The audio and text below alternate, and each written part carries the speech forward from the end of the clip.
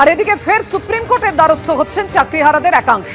সর্বোচ্চ আদালতের অবসরকালীন বেঞ্চে তারা আবেদন জানাবেন, এমনটাই জানিয়েছেন তারা। ওএমআর শিটের মিরর ইমেজের কপি প্রকাশের দাবিতে এই মামলার সিদ্ধান্ত। অযোগ্য বলে চিহ্নিতদের বেছে অবিলম্বে বরখাস্ত করার দাবিতে পৃথক মামলা দায়েরের সিদ্ধান্ত। রাষ্ট্রপতি, প্রধানমন্ত্রী এবং সাংসদদের সঙ্গেও দেখা করার ইচ্ছে প্রকাশ করেছেন চাকরিহারারা। এর আগে শনিবার আইনজীবী বিকাশ রঞ্জন ভট্টাচার্যের বাড়িতে যান চাকরিহারা শিক্ষকরা। আর গতকাল অবসরপ্রাপ্ত বিচারপতি অভিজিৎ গঙ্গোপাধ্যায়ের বাড়িতে গিয়ে আইনি পরামর্শ চান তারা। আর তারপরে সর্বোচ্চ আদালতে রিভিউ পিটিশন দাখিল করার সিদ্ধান্ত নিয়েছেন চাকরিহারা শিক্ষকদের একাংশ। আজ সকালে 2 সদস্যের প্রতিনিধি দল দিল্লির উদ্দেশ্যে রওনা দিয়েছে।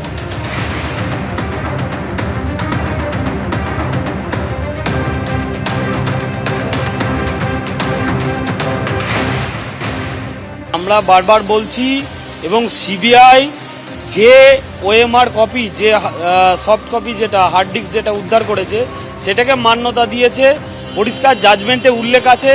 তাহলে সেই ওএমআরগুলো পাবলিশ করা, যেটা হাইকোর্টে বারবার বলেছিল, হাইকোর্টের অর্ডারে উল্লেখ ছিল। এমনকি আমাদেরও দাবি ছিল যে ওএমআরগুলো প্রকাশ করা হোক। স্কুল সার্ভিস কমিশন যেহেতু সেটা সুপ্রিম কোর্টে মামলা চলছে, সেই জন্য সেটা পাবলিশ করব না বলে স্কুল সার্ভিস কমিশন জানিয়েছিল। সেক্ষেত্রে আমাদের যারা যোগ্য শিক্ষক শিক্ষিকা আছে তাদের মধ্যে থেকে যদি আইনিভাবে, বিশেষ করে আইনজীবীর পরামর্শ নিয়ে যদি সুপ্রিম কোর্টে কোনো কেস করা হয় এবং সেটাকে পাবলিশ করার ব্যবস্থা করা হয়, অবশ্যই সেটাকে আমরা সাধুবাদ জানাবো। আমরা তো স্কুল সার্ভিস কমিশনে চেয়ারম্যানের স্যারের সঙ্গে কথা বলেছিলাম যে মাস্ট বি টার্মিনেটেড বলা হয়েছে, যারা অযোগ্য, চিহ্নিত অযোগ্য যারা, তাহলে তাদের টার্মিনেশন করা হলো না কেন? যোগ্যদের বাঁচানো এবং অযোগ্যদের বাদ দেওয়ার ক্ষেত্রে সরকারের স্ট্যান্ড এখনও পরিষ্কার নয়। আইনিভাবে যদি তাদের টার্মিনেশনের ব্যবস্থা করা যায়, অবশ্যই সেটাও আমরা স্বাগত জানাবো এবং সাধুবাদ জানাবো। 15,000 টাকার প্যাকেজ আর তাতেই মিলছে ভারতীয় নাগরিকত্ব। কালীঘাটে গাড়ি দুর্ঘটনার মামলার তদন্তে উঠে এলো চাঞ্চল্যকর তথ্য। পুলিশ সূত্রে খবর, বাংলাদেশের নাগরিক আজাদ শেখ ভারতে অনুপ্রবেশের পর দালালের মাধ্যমে জাল নথি বানিয়ে ফেলেছিল।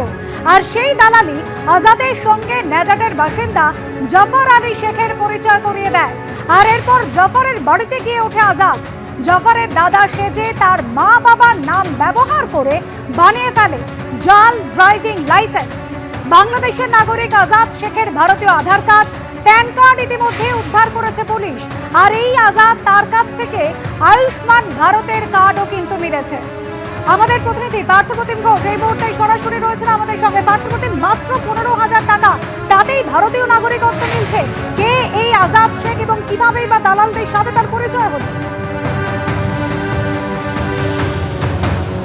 গত 18ই মে একটি গাড়ির ঘটনা ঘটে, যেখানে হচ্ছে নেতাজিনগর থানার এএসআই তিনি আহত হন। এর পরবর্তীকালে সেই ঘটনার তদন্তে যখন নামে কালীঘাট থানার পুলিশ এবং কালীঘাট এলাকায় যেহেতু দুর্ঘটনাটি ঘটে, কালীঘাট থানার পুলিশের গাড়িটিকে বাজেয়াপ্ত করে, 4 হুইলারটি গাড়ি, এবং গাড়ির চালককে আটক করে। সেই গাড়ির চালকের নাম ছিল হচ্ছে আজাদ শেখ এবং তার কাছ থেকে ভারতীয় ড্রাইভিং লাইসেন্স সেটা উদ্ধার হয় এবং যাতে উত্তর 24 পরগনার বাড়ির ঠিকানা ছিল।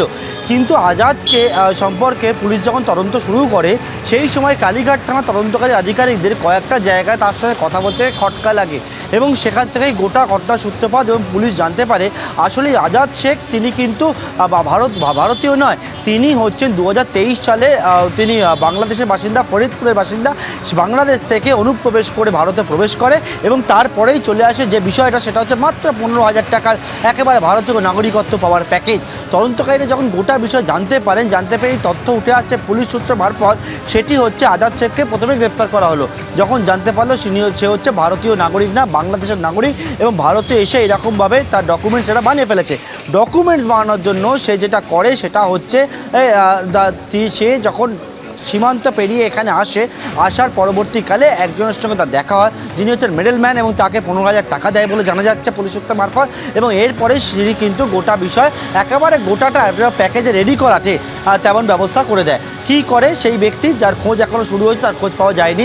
সে পাঠিয়ে দেয় হচ্ছে উত্তর চব্বিশ পরগনার নেজাট এলাকায় এক বাসিন্দার কাছে, তিনি হচ্ছেন একেবারে চাষবাস করে বা বাড়িতে থাকে এবং তার নাম জাফর আলী শেখ। সেই জাফর আলী শেখকে ইতিমধ্যে পুলিশ গত পরশু দিনকে গ্রেপ্তার করেছে। জাফর আলী শেখের বাড়িতে আজাদ শেখকে প্রথমে পাঠিয়ে দেয়। জাফর আলী শেখ আজাদ শেখকে নিজের দাদা বলে পরিচয় দেয়। জাফর আলী শেখের বাবা মা একেবারে আজাদ শেখের বাবা মা বলে নিজেকে পরিচয় দেয় এবং তাদের সমস্ত ডকুমেন্টস দেয় এবং সেই ডকুমেন্টসের ভিত্তিতে বাংলাদেশি আজাদ হয়ে যায়, একেবারে ভারতীয় নাগরিক হয়ে যায় এবং যার বিনিময়ে যে 15,000 টাকা দেওয়া হয়েছিল ওই মিডলম্যান নিয়েছিলেন এই নাগরিকত্ব পাইয়ে দেওয়ার জন্য, তার কিছুটা টাকার অংশ জাফর আলী শেখ সে পায় এবং টাকার বিনিময়ে সে কিন্তু এইরকম তার পরিচয় দিয়ে দিল। এই হচ্ছে মোডাস অপারেন্ডি এবং যেটা জাল এখন কত দূর পর্যন্ত বিস্তৃত সেটাই জানার চেষ্টা করছেন তদন্তকারী আধিকারিকরা। এবং আপাতত যে বিষয়, দুজনকে কাস্টাডিতে রয়েছে। একজন হচ্ছে বাংলাদেশি নাগরিক, যিনি ভারতীয় নাগরিকের পরিচয় ব্যবহার করছে, সে আজাদ শেখ।